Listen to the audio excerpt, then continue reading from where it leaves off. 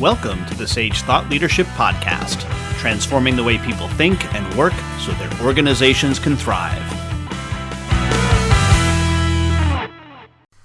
Well, hi everyone, and welcome to our podcast.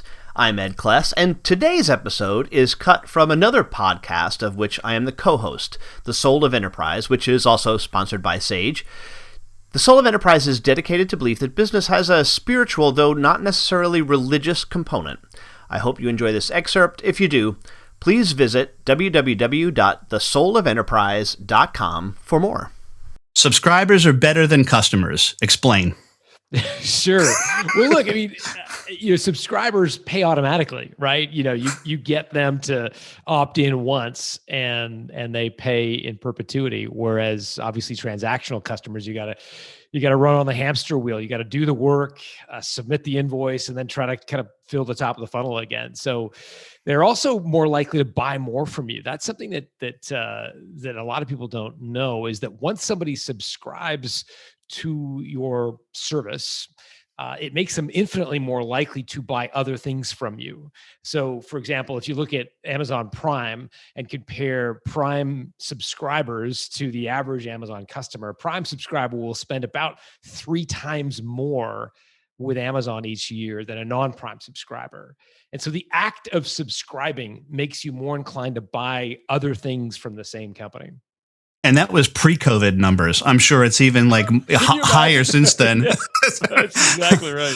But interesting. I want to pick on this a little bit. One of the things that Ron and I had talked about in the professional industry is getting people to change from using the term client to using customer, because of the nature of the fact that, custom comes from the word custom. It's their custom to repeat business with you. It's their custom when they came into town to stop by your store.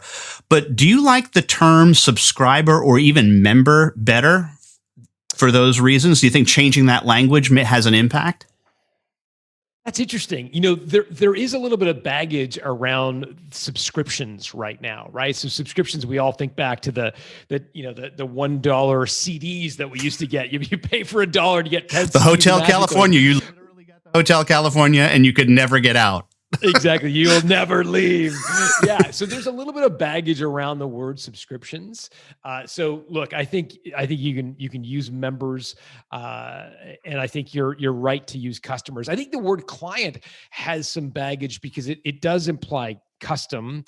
It implies very much a professional services organization. And when it comes to the value of that business, they can often be discounted because an acquirer will look at a business and say, if they're, the assets go up and down the elevator every night, there's not much value there. And one of the ways they will identify you as a consultancy that is dependent on human beings is if you refer to your clients as such. Whereas there's a whole language that makes your company seem less like a service business, which can actually help to increase its value or perceived value in the eyes of an acquirer. Yeah, that's what we felt too, especially with this term customer. But I'm starting to like member better. What I think back is to that American Express ad campaign from, I don't know, maybe 20 years ago. Membership has its privileges. That's right, and member since, right? There's that that loyalty effect of being a member since. So yeah, I like member. I think it's got great connotations.